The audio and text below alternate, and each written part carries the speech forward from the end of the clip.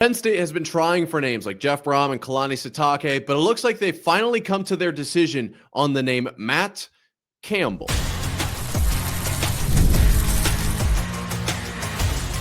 You are Locked On Cyclones, your daily podcast on the Iowa State Cyclones, part of the Locked On Podcast Network, your team every day.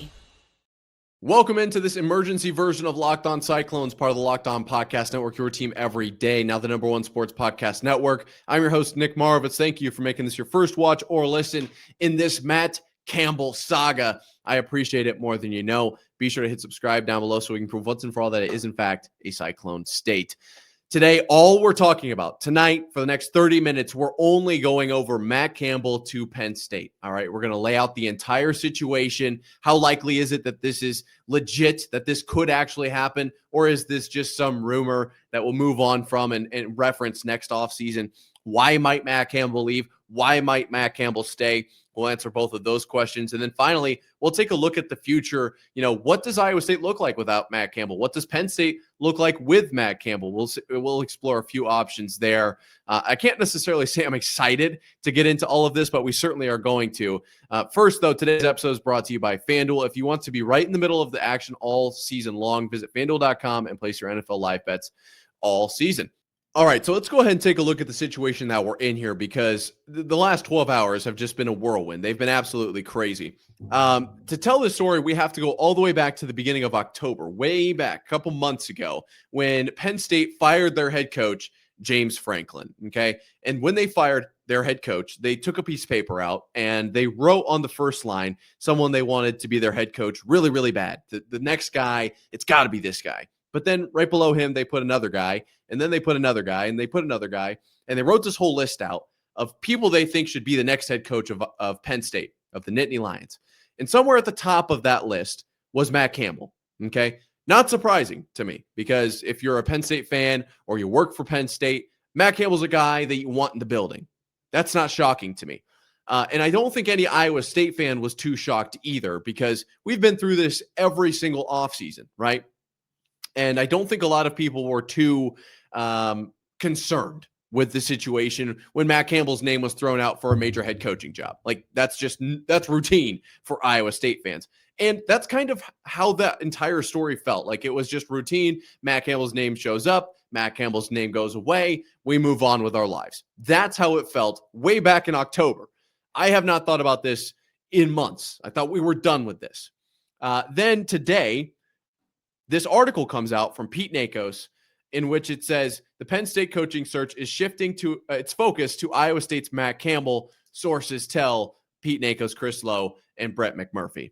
And the question is, do I think that this is a legitimate possibility? Is there a lot of actual fire behind this smoke? My answer is no. Okay. I saw this, and honestly, my first impression was, I think they're just calling back around, right? After Penn State lost out on Kalani Sitake, with the whole crumble cookie situation and everything, they just reached back out to Matt Campbell and they were like, hey, just checking in. Are you interested? Potentially yes, no, okay. Because it says there's been communication over the last 24 hours. Okay. Well, if Penn State didn't ask twice, is that malpractice? It feels like there should have been communication after they've missed out on the one they wanted so bad, Kalani Sitake, who was not even at the top of the list. But you get my point, right? It makes sense for them to reach back out. So I didn't put a lot of value in this. I just thought this was a report, whatever. Everyone else seems to think this is definitive, that there is no doubt now that Matt Campbell's going to Penn State. Like I said, I just don't think that's the case. But I decided to sit down as a result of all of this noise and break down why he might leave, right? Am I being delusional? Is it actually possible? Does it make sense for Matt Campbell to go to Penn State?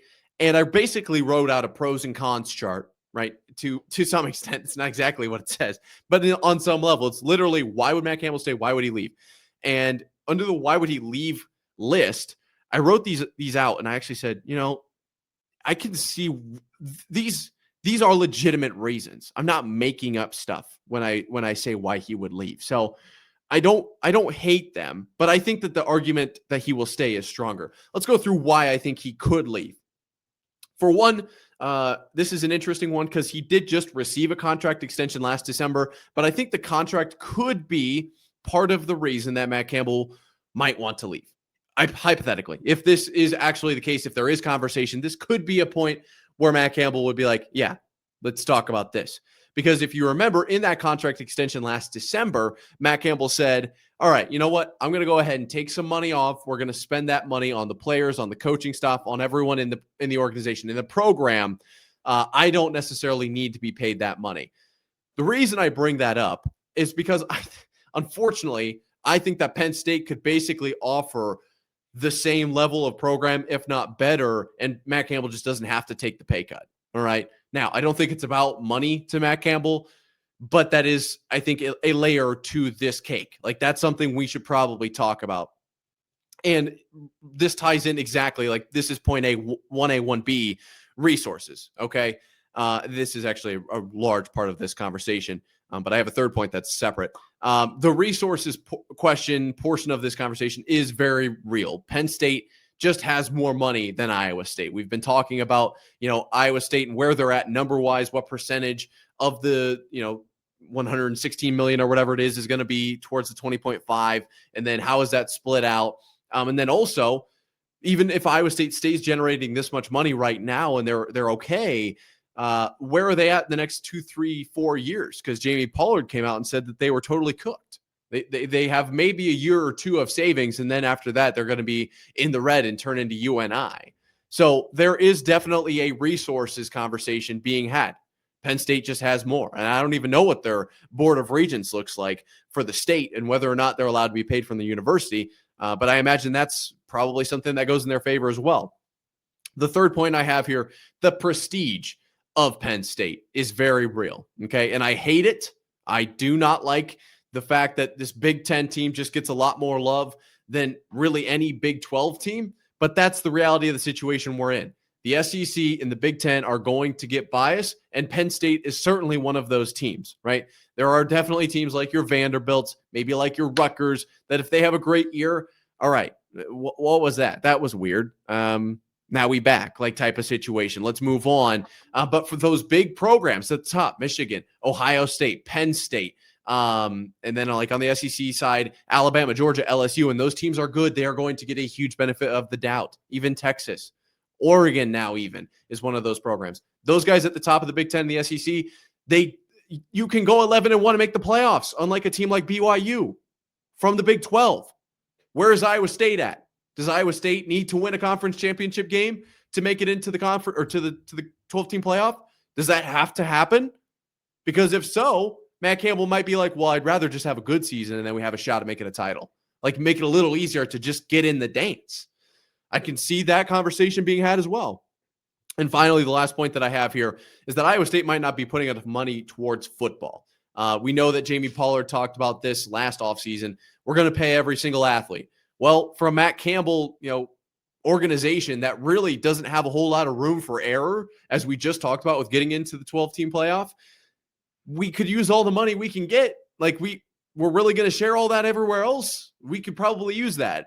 And I don't know if Penn State, if they're doing the same thing, but I imagine that they're probably giving more money to their football program, or they'll tell Matt Campbell, hey, we're going to reallocate this here, move this around. We're going to make this easy for you. And I imagine that sounds good in conjunction with all of these other points. Like, yeah, you know what? That does make sense. That does make sense if you're Matt Campbell. However, I also have a lot of reasons why I think he will stay. We'll talk about that and what the future could look like for both these programs coming up right here after this. But first, a word from our friends at FanDuel. NFL Sundays move fast. One big play, and suddenly everything feels different. That's what makes live betting with FanDuel so exciting. You're not just watching the game, you're reacting to it in real time. With FanDuel, you can place bets as the action unfolds, every drive, every momentum swing, every highlight moment. Live betting is best when the game starts to shift, a receiver gets hot, a defense tightens up, or the momentum flips after a turnover. FanDuel lets you jump into that moment. You can bet next touchdown scores, drive results, totals, and more. It keeps you locked into every snap, every drive, every possibility. So if you want to be right in the middle of the action this season, visit FanDuel.com and place your NFL live bets all season long. FanDuel, the game moves fast, and so can you. So is there a reason why Matt Campbell might leave Iowa State, why he would go to Penn State? Yeah, we just broke those down here at Locked On Cyclones, part of the Locked On Podcast Network, your team every day, now the number one sports podcast network. But I also think there's a lot of reasons why Matt Campbell would stay, okay? And I've written them out here, and I'm curious to hear what your thoughts are as well, because I do think there's a lot pulling in Matt Campbell's favor here. For one, the biggest thing that Matt Campbell stands on, his biggest point, is legacy. And what do you stand for? What kind of guy are you? You know, when he's recruiting, it's not X's and O's, height and weight first. It's what kind of guy is this dude? What kind of man is coming into the Iowa State training facility? Then if he's good at football, like that's why we're here, height and weight, we'll figure that out later. Like that's kind of how these go. That's how Matt Campbell runs his program. And we know it runs that way from the top down. Right? That's how Matt Campbell thinks. And I have this quote from an interview with Josh Pate, which I think was in 23. It was a few years ago. This is a direct quote. He said, "I want to lay my roots and build something special that I can be proud of." And that's what you're doing here at Iowa State, Matt Campbell. That's what this is. That's what 10 years gets you. And that's what he talked about in his media availability this last week. Like after 10 years, like you kind of know what you're looking for, what you're doing. That you've gotten a lot of that experience here. Like you're getting better here. You're building a name and all of this here. That's what's going on. There's a legacy here. You'd have to start over. It doesn't like kind of continue. It just becomes a new leg. Like it's a whole different leg. You have to move on. Like start over. Don't want to do that. He's building up the Iowa State legacy. Next up, I do have his kids on this list, which, you know, it's just something that's been brought up in the past. I think that there is an incentive to not having to move around all sorts of places. I definitely think that he likes the Midwest. We had this conversation when the USC conversation came out between Brock Purdy and I think it was Busting with the Boys, like raising the kids in the Midwest as opposed to a different town on the coast somewhere. It's just different. And I've also got on here, he wasn't, these two I think are a little bit more legit. He wasn't the first choice for Penn State. All right. Penn State went through all of these people, and then they came back to Matt Campbell and were like, "You sure you don't want to be here? Because we would love you here. We would. All those other guys we were talking to, that was something else. That was actually about something else entirely. We want you should be the head coach here. Like that's not even really how this went down. So I would say there is definitely an element of Matt Campbell. Everybody at Iowa State wants you here. Everybody wants you here. Even the kids that are like 4 wearing the Iowa State get up at the game. They got the earmuffs on because it's like you got to protect their ears. They want you here. Everybody wants Matt Campbell at Iowa State. I think you would agree with me there. I am speaking for a few people on that one, but I don't think I'm out of line. And the last point I'm going to make here is, and I think this is one that actually hasn't been even, I think this is one that has not been talked about enough. I think this is one that hasn't been talked about enough. Penn State moved on from their coach who put them in the college football playoff last season, right? Like they said, all right, what have you done for me lately? AKA in the last 2 weeks. Like Matt Campbell's not going to be on a super long leash with Penn State. He's not going to get a whole lot of opportunity to build a program. They're going to expect him to come in to win and then keep winning. Like it's not like win and then you're going to get some time. Like we've seen that at Iowa State, success, and then maybe you're going to see a dip, but the general trajectory over a 10-year program is higher than when he came in. We know that about Iowa State, but there are some years in there. At Penn State, if you make the college football playoff, well, next season you better win it. That's the only way. That's the only trajectory you're allowed to be on here at Penn State. Win, then win more, and then win more, and then win more. And then after that, you can win more. Like that's what we're looking at with Penn State versus Iowa State. And I don't know if Matt Campbell loves that. I would say that there is definitely there's some trust between Iowa State and Matt Campbell. We've had a few reports come out about, with scheduling and whatnot, where is the relationship at? But I think how Iowa State feels about Matt Campbell and how Matt Campbell feels about Iowa State is a very positive relationship for the most part. Now, I wanted to talk a little bit about what the future could look like for Iowa State, for Penn State, if Matt Campbell were to move over to Penn State. I think we can agree on this. Penn State is probably getting one of the best coaches in the game. And I don't love saying that. Like, even just saying that sentence makes me feel weird. Matt Campbell's the head coach at Iowa State. Like, that's just what it is. Okay. And you can't convince me otherwise. I'm going to need to see ridiculous amounts of evidence just to make sure it wasn't like AI or something. But Matt Campbell is a very good head coach, and Penn State would benefit greatly from him joining the program. I don't want to put a number on it because I don't really know. They definitely beat Iowa every year. But they'd probably have a solid 8, 9, 10 win season just about every year. They'd be in the conversation for the Big Ten, championship game, whatever. Penn State would get a lot better. Iowa State is going to be in a position now where this kind of came out of the blue. I feel like you're not really in the best situation as far as you didn't get ahead of a lot of the market. You haven't had a lot of those conversations. You're starting from scratch. Like, this just literally came out of nowhere after over 10 years. So Iowa State is going to be in a really tough situation. I imagine I would say probably the best move is to hire from within. Could it be a John Haycock? Maybe. Yes, no, I don't know for sure. There's other names out there as well. John Gruden was thrown around today. That would be pretty crazy. I don't know if they're better this next season without Matt Campbell, though.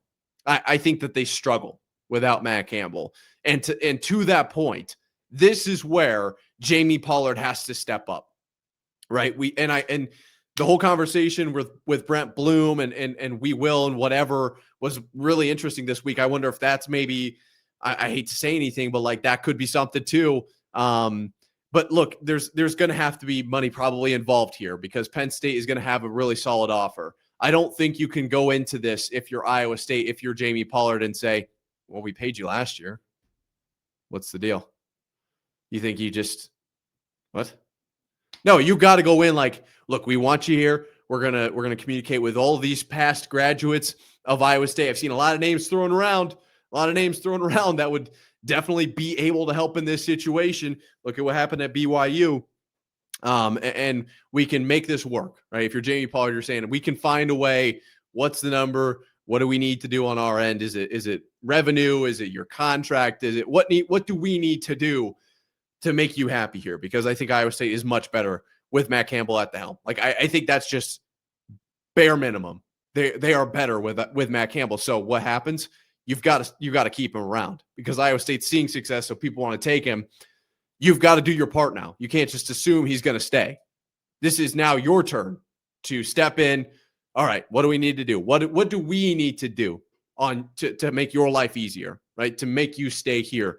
That, I think, is the question that Matt Campbell and Jamie Pollard need to be answering pronto, immediately. My heart can't take this anymore. All right, that's going to do it for today. If you listen to this point, be sure to hit subscribe down below. It's completely free. Helps us prove that it is, in fact, a Cyclone state. Also helps with my mental status right now with this whole Matt Campbell thing. Crazy times. Nonetheless, I appreciate every single one of you more than you know.